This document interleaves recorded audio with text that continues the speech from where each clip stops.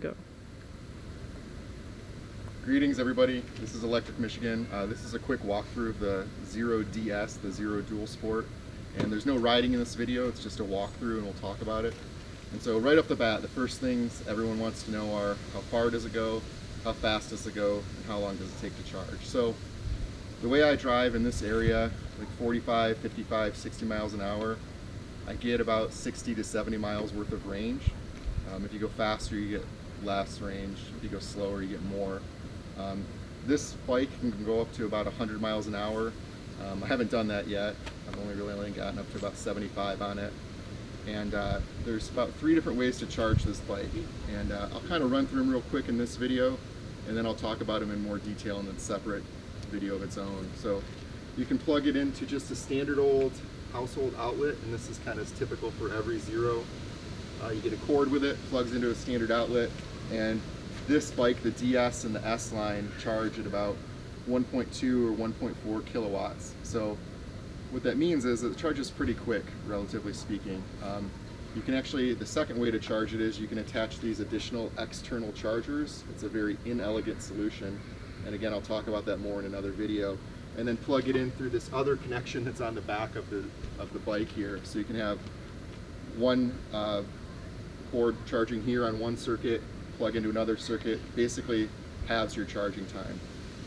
Not many folks do that. The external charger is pricey, it's very inelegant, it's kind of clunky. And then this bike has the charge option. So you can plug in up here on the top where normally a storage compartment would be. On here on this bike, you could plug in a J1772 plug, which is pretty common in a lot of public charging infrastructure, but also at a lot of car dealerships. That's what you might find. So you can stop by like a Ford or Chrysler dealership and charge. And when you plug in with a J1772, and it charges up to about 6 kilowatts, and you've got about a 6 kilowatt hour battery, so you can go from 0 to full in around an hour. But again, nobody's really running their battery to 0, and the last few percent when you're charging take a little longer. So if you're charging from like 10% to 90%, it'll take you less than an hour, which is pretty nice. So I've done that a bit, like made kind of road trip missions and stopped at car dealerships for 10 or 20 minutes, and it charges very fast, maybe as much as 1.5 miles per minute of charging there of range, which is pretty nice and pretty effective. This compared to the City Slicker is definitely a full-size motorcycle. It's unfortunately not really priced at an entry-level price point for somebody getting into the motorcycle world.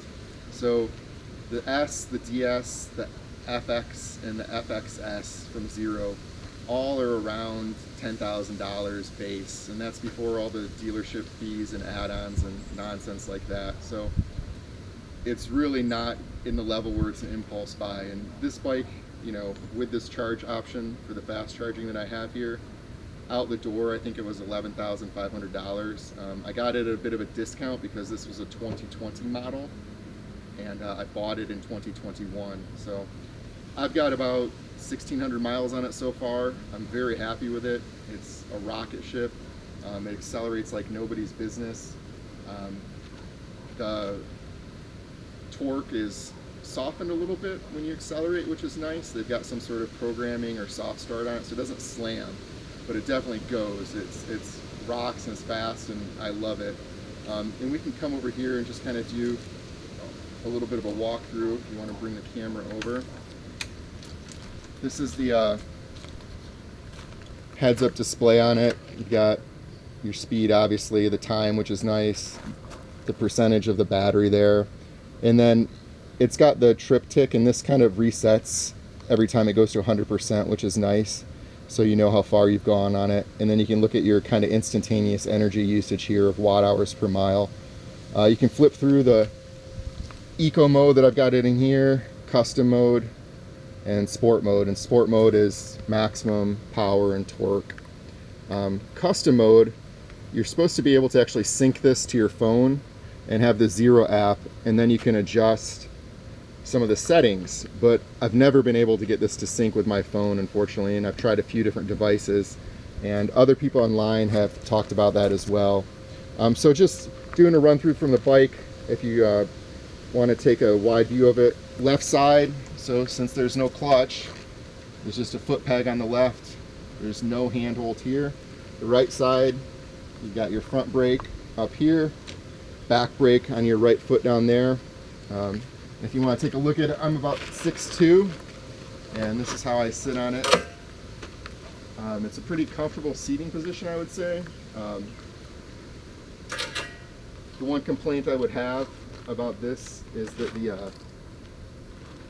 the seat on it is the least comfortable seat I've ever sat on a motorcycle or ATV. The seat on the City Slicker is somehow more comfortable. Maybe it's relative to my height and seating position, I'm not sure. I love the bike, but sitting on it for more than a few miles, you really start to notice it. It's almost like the foam isn't really there. And I'm not the only person who's kind of complained about that if you look online. So if you come around to the other side here, it's kind of cool. They say that this is a 7.2 kilowatt hour battery. It's really more like 6, but this is all the battery is. And then next to it, you have this fairly generous storage compartment. I keep an extra charge cord in it.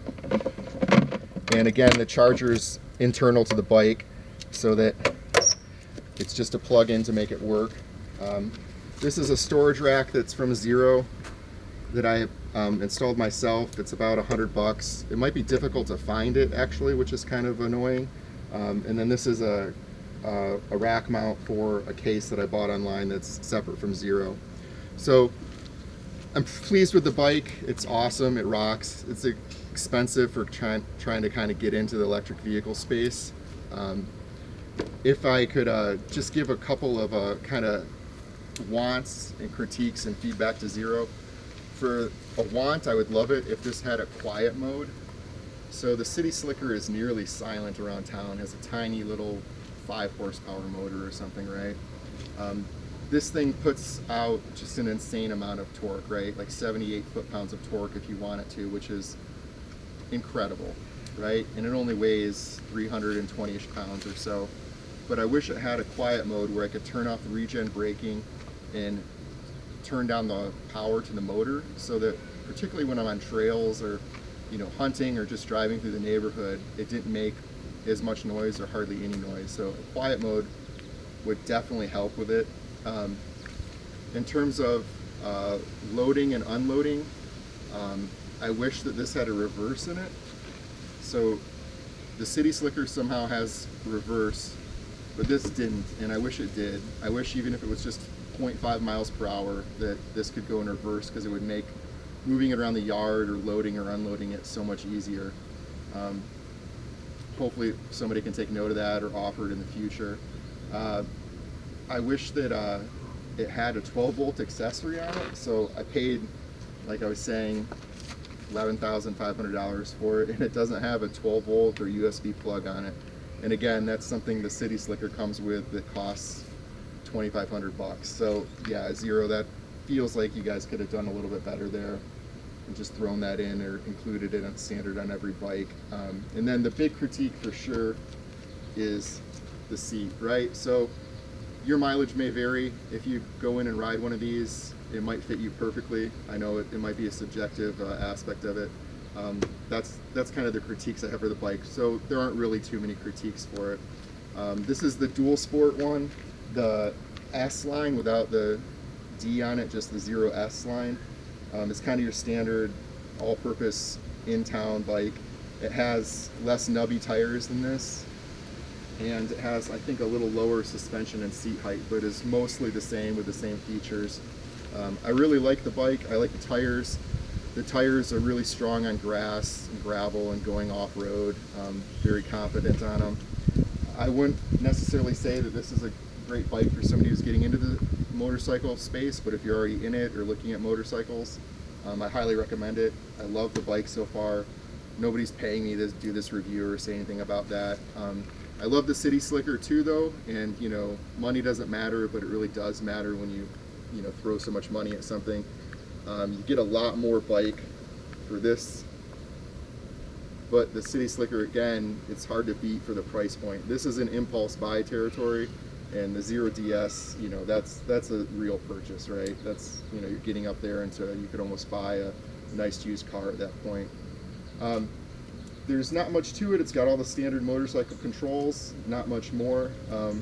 If Zero did have the capability, it sure would be nice if they could add a compass to it, just so you know which direction you're heading. And that's it for this kind of walkthrough of it.